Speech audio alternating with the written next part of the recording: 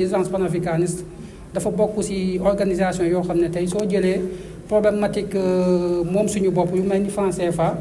lu mel ni base militaire étrangère ñoom bokk nañ ci ñoo xam ne ñoo nekkoon ci kanamu xeex bi jamono yooyu. soo leen xoolee sax tey ndogu bu ñuy organiser muy 6e édition ñoom dañoo jël thème boo xam ne tey dafa nekk thème boo xam ne Afrique yëpp adduna bi yëpp moom la ñuy waxtaanee parce que yàggoo dara même église catholique maanaam dafa nangu ne moom am na rôle bu mu joué ci lu ñuy woowee esclavage ak colonisation moo tax ñu ne réparation.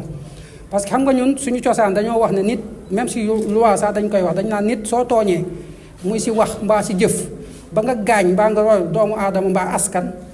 da nga war a fexe ba yow nga wut ay jumtuwaay bi nga xamee jafe-jafe yooyu nga teg askan woowu da ngay fexe ba indi ci saafara loolu la ñuy woowee réparation.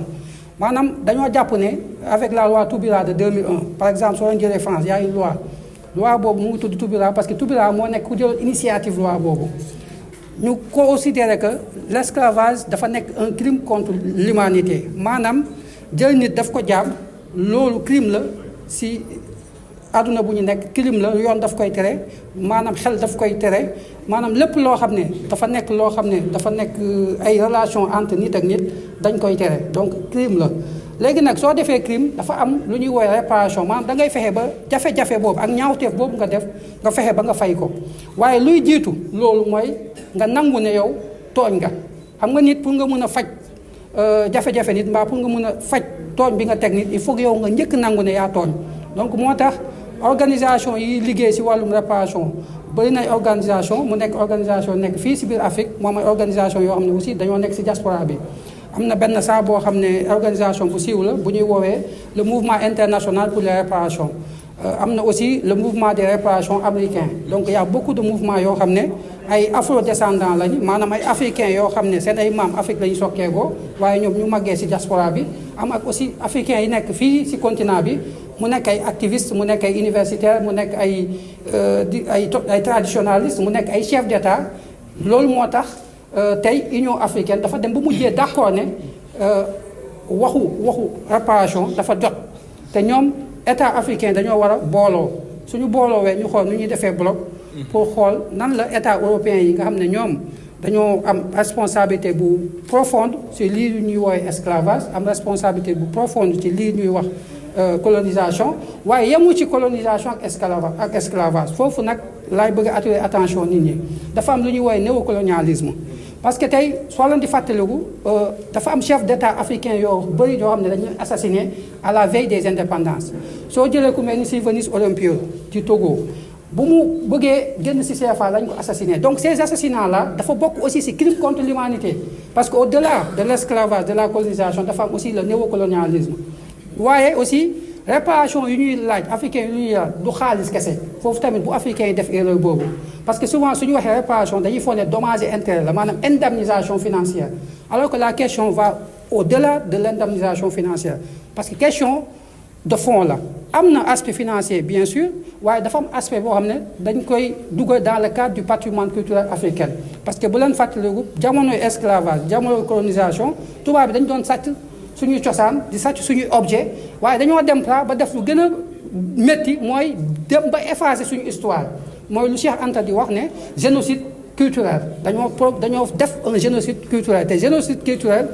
peuple bu ñu ko def daanaka peuple boobu dootu mun am capacité d'invention du am capacité de création mais peuple boobu day dem ba day nekk un peuple boo xam ne dootul xam fan la war a teg tànkam te génocide culturel boobu soo ko doon xayma ci wàllum koom daanaka amul benn réew bu nekk ci adduna bi bu mun a fay africain yi parce que génocide boobu moom lu ko fay amu fi donc moo tax il faut aussi ñu aborder question bi sur le plan financier mais aussi il faut que ñu aborder ko sur le plan culturel mais aussi ñu dem au-delà même de ces deux problématiques là ñu xool aussi nu ñuy engager discussion yi pour que la dette africaine qui est estimée aujourd'hui à plus de 200 milliards de dollars ñu fexe nu ñu koy effacer parce que dette africaine bi aussi c'est un mécanisme néocolonial mooy dañoo ñëw def ce qu'on appelle le pillage des matières premières ñu ñëw jël suñu koom jël suñu ressources stratégiques yëpp yóbbu ko seen dëkk utiliser ko te ñun joxuñu ci dara ba pare nag ne ñëw leen ñu lebal leen pour ngeen mën a tabax seen ay dëkk waaye ci biir lebal boobu aussi ñoom dañoo saboter suñuy économie n'est-ce pas saboter suñu système éducatif saboter suñu système sanitaire même saboter même suñu modèle politique moo tax ñu indi ñu lu ñuy woowee démocratie te gis nañ démocratie boobu ba tey mënu fexe ba dox à chaque fois dañuy changer ay nit waaye pour ñu am solution ci éducation ci santé dañuy am ay jafe-jafe donc loolu yëpp c'est des problématiques yoo xam ne question réparation bi daf koy jël. La thématique choisie, je dirais que nos camarades du Sénégal ont organisé cela. Il y a eu beaucoup d'éditions, mais cette fois-ci, ils ont tenu à ce que je vienne les donner coup de main. C'est pour prouver que les frontières du blanc n'ont plus de raison d'être. Donc, en termes de bilan, je dirais que ça porte fruit.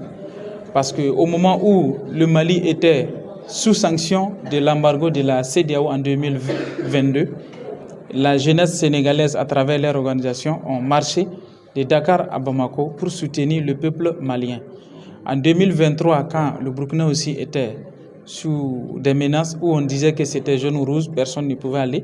la jeunesse sénégalaise, à travers leur organisation, ont marché de Bamako à Ouagadougou à pied, où ils ont été reçus par les plus hautes autorités du Burkina et du Mali. Donc, en guise de reconnaissance, c'est un honneur pour moi d'être ici aujourd'hui. Et donc, je dirais que le mouvement, ça progresse et ça commence à porter des fruits. Et la même année 2023, à partir de fin juillet, le Niger a rejoint les deux autres pays, c'est-à-dire Burkina et puis Mali. Donc, aujourd'hui, ça fait 3 et d'où l'AES est né jusqu'à ce que la CPAES soit officialisée le 16 septembre 2024. Aujourd'hui, je suis au Sénégal pour célébrer cette 6e édition avec nos camarades du Sénégal. Ça veut dire que les choses ont évolué. Et peut-être 2 ans ou bien 1 an en arrière, à cette période, ce n'était pas évident de tenir une telle palette. Mais aujourd'hui, on est en train de tenir cela. Ça veut dire que les choses progressent. Donc, c'est d'encourager le peuple africain du côté du Sénégal à maintenir le cap.